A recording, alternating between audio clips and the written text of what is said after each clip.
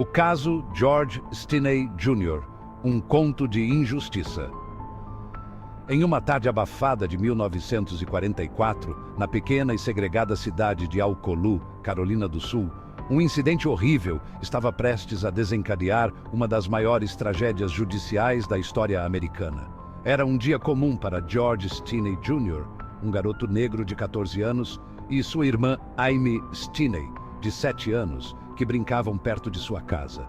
O desaparecimento de Betty June Binnicker, de 11 anos, e Mary Emma Thames, de 7 anos, mudou tudo. As duas meninas brancas foram vistas pela última vez pedalando suas bicicletas na vizinhança dos Stinney. Quando não retornaram para casa naquela noite, as buscas começaram. Na manhã seguinte, os corpos das meninas foram encontrados em um fosso, brutalmente assassinados com ferimentos graves na cabeça. A comunidade branca de Alcolu estava em um frenesi.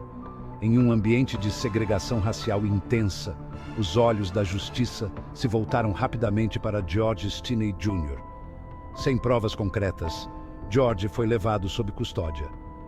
Ele foi interrogado por horas por policiais, incluindo o chefe de polícia H.S. Newman, sem a presença de um advogado ou de seus pais, e sob imensa pressão confessou o crime.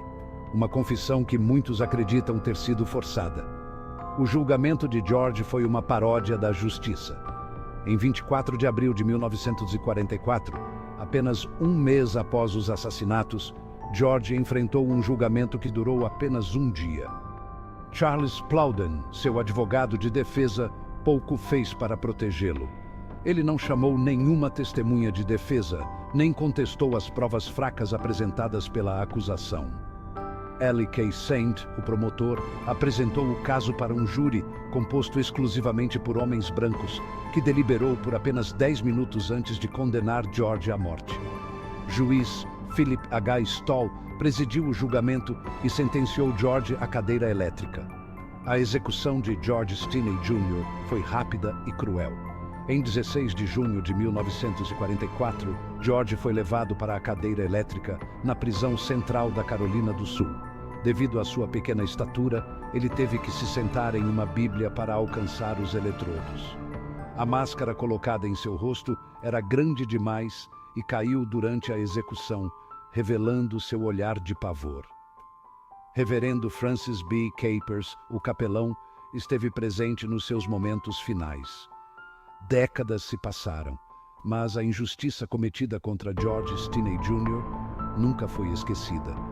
Em 2004, sua irmã, Amy Stinney Ruffner, iniciou uma luta pela reabilitação de George. Amy, que estava com George no dia do desaparecimento das meninas, sempre sustentou sua inocência. Sua persistência, juntamente com a ajuda de advogados e ativistas de direitos civis, como Stephen Mackenzie e Matthew Burgess, trouxe o caso de volta à luz. Em 2014, um avanço significativo aconteceu. O caso foi revisitado por um juiz da Carolina do Sul, Carmen Mullen. Testemunhos de familiares de George, como Amy Stinney Ruffner e sua irmã Annie Ruffner, foram cruciais para o novo julgamento. Eles descreveram a presença de George com a família na época dos assassinatos, o que forneceu um álibi que nunca foi considerado no julgamento original. O juiz Carmen Mullen anulou a condenação de George Stinney Jr. em 17 de dezembro de 2014, destacando a falta de um julgamento justo e a ausência de provas concretas contra ele. A decisão foi um alívio tardio, mas significativo, para a família Stinney e para todos aqueles que lutaram por justiça. A história de George Stinney Jr. é um lembrete doloroso das falhas do sistema de justiça, especialmente em tempos de intensa segregação racial. A luta de sua família, especialmente a coragem de Amy Stinney Ruffner, trouxe à tona a verdade e garantiu que, apesar de tardia, a justiça finalmente fosse feita. A tragédia de George é um testemunho da necessidade contínua de vigilância e reforma para garantir que tais injustiças nunca mais ocorram. O mistério de Krista Pike, um conto de crime e obsessão. Em janeiro de 1995, Uma história sombria começou a se desenrolar nos corredores do Job Corps Center, em Knoxville, Tennessee. Entre os jovens ali reunidos, tentando construir um futuro melhor, estavam Krista Gale Pike, uma garota de 18 anos, e Colleen Slammer, de 19 anos. O que começou como uma rivalidade normal, logo se transformou em um pesadelo de ciúme e violência. Krista Pike tinha uma personalidade intensa e um histórico problemático. Ela estava obcecada por Tadariel Shipp, um colega de 17 anos. A obsessão de Krista por Tadariel foi alimentada por sua insegurança e ciúmes, especialmente em relação a Colleen Slammer, que Krista acreditava estar interessada em Tadariel. Esse triângulo amoroso era uma bomba relógio, prestes a explodir. A tensão culminou em uma noite fria de 12 de janeiro de 1995. Krista, Tadariel e um amigo deles, Shadola Peterson, atraíram Colleen para um local isolado, sob o pretexto de fumar maconha. O local escolhido foi um campo afastado, cercado por árvores escuras, que logo se tornaria palco de um crime brutal. A emboscada começou de forma repentina e violenta. Krista, armada com uma lâmina, atacou Colleen sem piedade. Tadariel e Shadola observavam enquanto Krista desferia golpes impiedosos, cortando e mutilando a jovem. Colleen implorou por sua vida, mas suas súplicas caíram em ouvidos surdos. A tortura durou cerca de 30 minutos e Colleen sofreu horrores inimagináveis. No momento final, Krista esmagou o crânio de Colleen com um pedaço de concreto. Após o crime, Krista cometeu um ato macabro. Ela guardou um pedaço do crânio de Colleen como um troféu, um sinal de sua frieza e desdém pela vida humana. O grupo retornou ao centro do Job Corps, como se nada tivesse acontecido. No entanto, a justiça estava à espreita. A descoberta do corpo de Colleen Slammer causou choque e horror.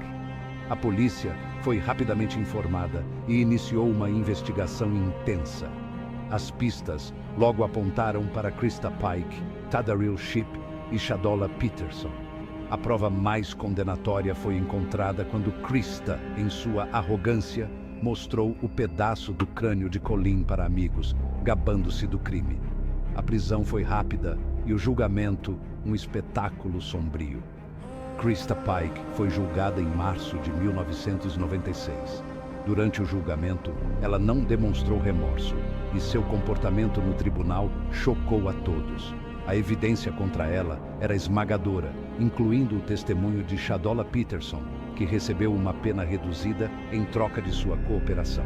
Tadariel Shipp também foi julgado e condenado, recebendo uma sentença de prisão perpétua.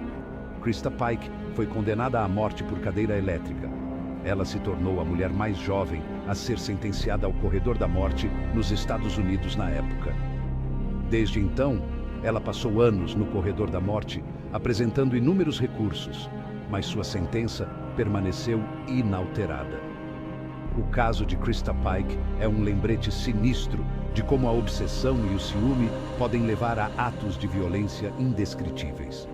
A brutalidade do crime chocou a nação e permanece como um dos exemplos mais terríveis de homicídio cometido por jovens. A frieza e a ausência de remorso de Krista Pike ainda assombram todos os que conhecem sua história, servindo como um aviso sombrio sobre os perigos da obsessão descontrolada. Se você gostou do conteúdo, não se esqueça de curtir e se inscrever no canal para mais aventuras e descobertas. Até a próxima, no Descobrindo o Esquecido.